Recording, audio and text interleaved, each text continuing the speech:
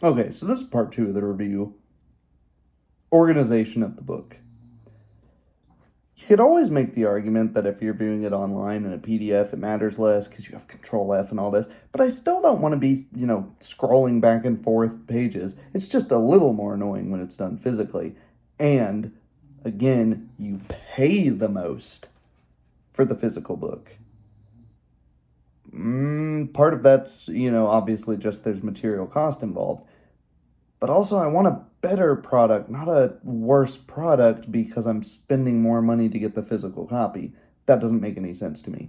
So every little bit from a business perspective that I am encouraged to not give them money or as much money is a questionable one to me. And also, I'm an editor, so maybe you can get some professional insight to this. Whoa. Uh, so, first off, I like that off to the side we have this right here that tells us what section of the book we're in, so you can flip through. Oh, okay, we are right there. Great, cool. That's helpful, and it's right on the right-hand side, so I know pretty immediately where it is. Um, Things are laid out quite clearly. They have nice first level, secondary level, and auxiliary headers with sidebars clearly marked, not in a distracting, but in a different color face. Good, clear, very lightly serifed typeface. So there's no bad kerning. Sentence ends at the end of the page. Sentence ends at the end of the page. No sentence ends at the end of the page there, but they try to end sentences at the end of pages. Good artwork. I must say, modern West Coast fantasy artwork. That's colorful, dynamic. You can tell what's going on, and it's not super cringy all the time. I'm pretty impressed. As an art book, I'm not upset that I bought this because it's a pretty nice art book. We're gonna come back to this in the action economy, the core mechanics of the game.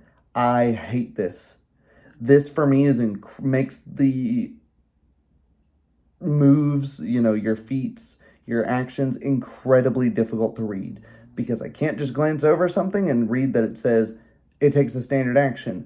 And I think obviously most things are going to take a standard. No, I have to look at the stupid little symbol and go, okay, there's 1, there's 2, there's 3. And when this shows up at the beginning of an ability in a header, not really a problem. When it shows up through text, it just maybe it's to my eyes, but it is very frustrating to read. And then, of course, we have extra stuff like the reaction and free action stuff. So now you're having to look at whether or not it's filled or transparent or, hollow. I don't want to have to be interpreting runes throughout your whole book. I think the fact that, okay, it was kind of, what's a standard action? What's a move action? This takes up my move action, but I'm not moving, I'm drawing a weapon. That could be maybe logically unclear, but it was really clear to read because you're reading words, you're still reading words, right? Not interpret symbol, now I'm reading words again. Maybe that's different for you, but for me, I really do not like the way that this is formatted. It feels very clunky to solve a problem that I am not sure exactly existed. And I think there was a cleaner way to do it and just say everything is an action and you have 2 to 3 actions per turn. Couldn't you have achieved this with this? I'm getting into the mechanics though. I think you could have fixed this problem by also fixing problems with the action economy is basically what I'm about to say. So we have our character creation.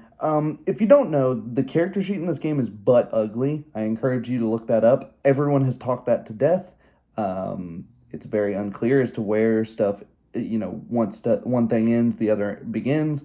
The color scheme is hideous. I don't know why they decided to go with like this weird reddish brown and blue.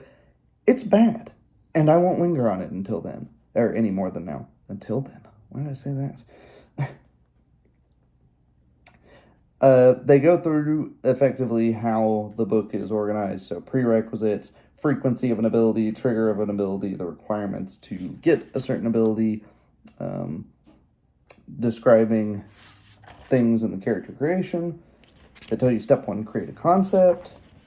Then they give you your character sheet and your classes and a short description of all of them. Yeah, here's a bad sign. Pathfinder First Edition did not need a guide to the character sheet because it was pretty self-explanatory. You just put stuff down where it said to put stuff down. So the fact that I have to have a 2-page spread telling me how to use your character sheet, you might should have gone back to the drawing board on that one, guys.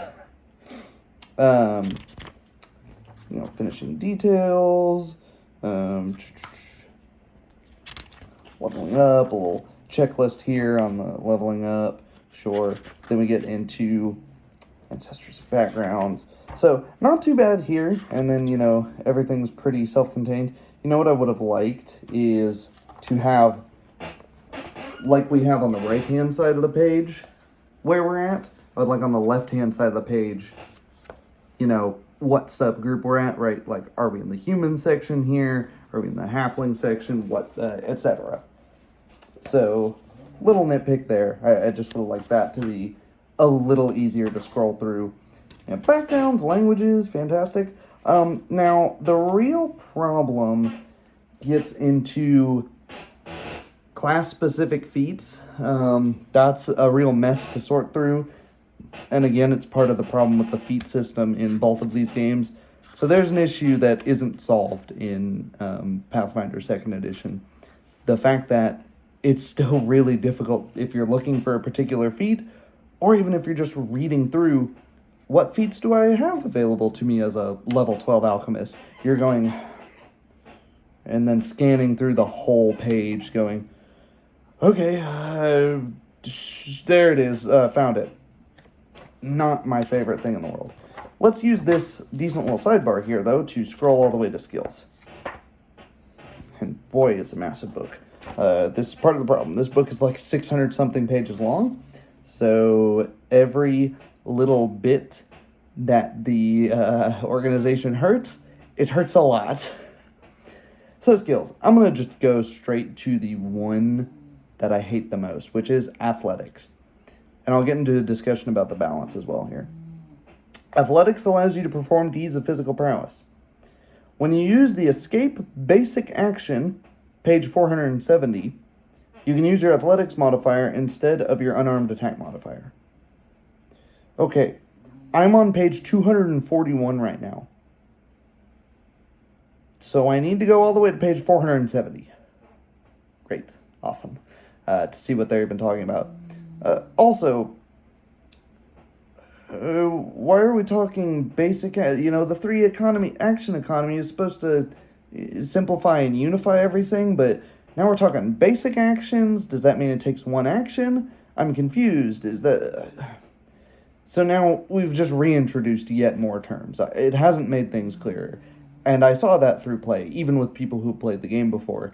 They just sit there in decision paralysis mode going, I don't exactly know what I can do. Even if I know what I can do, and I'm just acting as my character, all of a sudden the game master's going, what is that? How do we do that? And you're really, really either tempted to look up the rule, or you're required to ignore rules consistently, which begs the question, why are you playing this game? Right. So, athletics has its own problems where it's used for so much different stuff. Athletics has a full 2-page spread of all the different stuff it can do. So, if you're really good at wrestling, it turns out you're also really good at swimming, climbing. I know we've talked about modern fantasy being supers for a really long time, but it's kind of ridiculous. This has taken a lot of the uniqueness out of different stuff. So maybe it doesn't fall into organization, but to me, I would like you to break this down into other skills, as it was in the original Pathfinder. This seems to be an issue with games as they get more and more editions, is they just cram the skill list tighter and tighter until once you've played 3 characters, you've basically played them all. Not a fan. But let's look at wrestling. Let's look at grapple. Okay, so grapple's got some requirements. So we can only grapple if we have at least 1 free hand.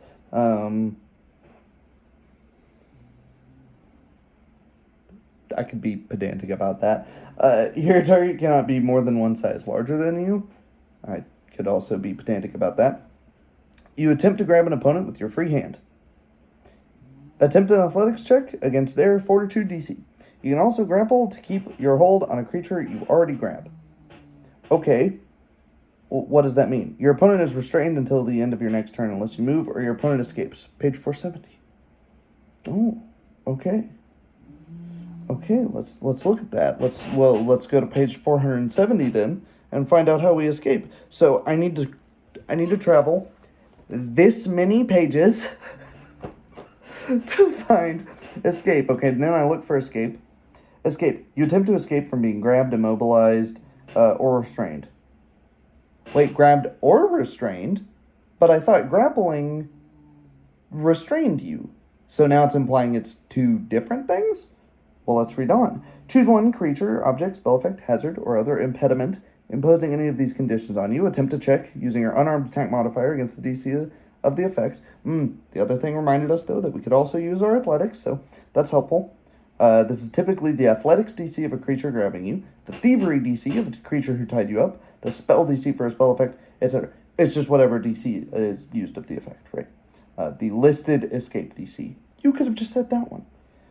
You can attempt an acrobatics or athletics check instead of using your attack modifier if you choose. Okay, cool. If we succeed, we get free and remove the conditions. All right. But wait, what does the condition do? It says it restrained us, but this says it removes the grabbed, immobilized, and restrained conditions. So what are these others? There's no indication where I should turn to find this.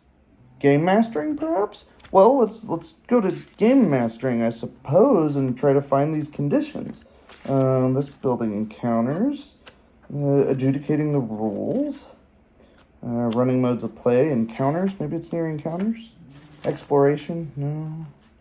Ending encounters. Maybe it'll be in combat. Playing out downtime, rolling initiative. Rewards, specific actions, group attempts, treasure.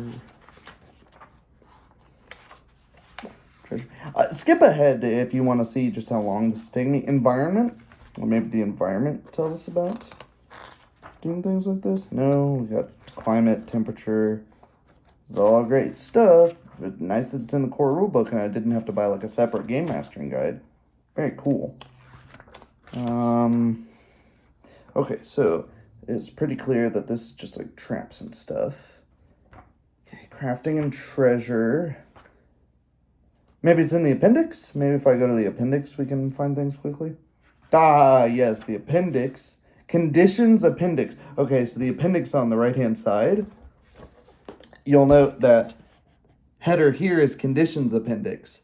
However, right here it just says appendix, but they clearly have room to put the full conditions appendix because they have 2-word chapters throughout the rest of the sidebar. So somebody screwed up, I guess. I don't know. That wouldn't have increased your page length at all. So I don't think it was a publisher decision. It's quite high quality, glossy paper.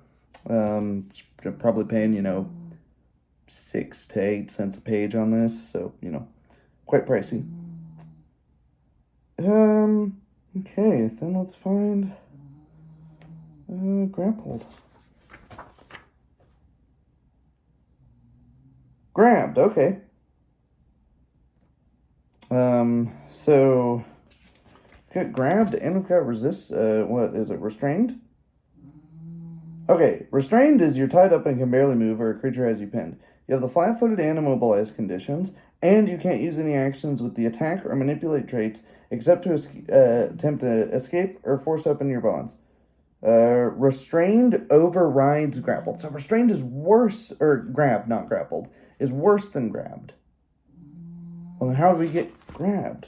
What's grabbed? You're held in place by another creature, giving you the flat-footed and immobilized conditions. If you attempt a manipulate action while grabbed, you must succeed a DC 5 flat check, or it's lost. Okay, great. Well, now I need to find out what flat-footed does. So I'll go over here to flat-footed, right up here. You're distracted or otherwise unable to focus your full attention on defense. You take a -2 circumstance penalty to OC. Some effects giving you flat-footed condition only to certain give you the flat-footed condition only to certain creatures or against certain attacks. Others, especially conditions, can make you universally flat-footed against everything. If it doesn't specify, it applies to all of them. Okay, cool. What else does it do? It also it gives me immobilized too. So let me find immobilized. There it is. You can't use any action with the move trait. So now I need to look up what an action with the move trait is also. If you're immobilized by something holding you in place and an external force would move you out of their space, the force must succeed at a check against either the DC of the effect holding you in place or the relevant defense, usually Fortitude DC of the monster holding you in place. Jesus fucking Christ on a pogo stick. I've looked up a single rule. What the hell, man?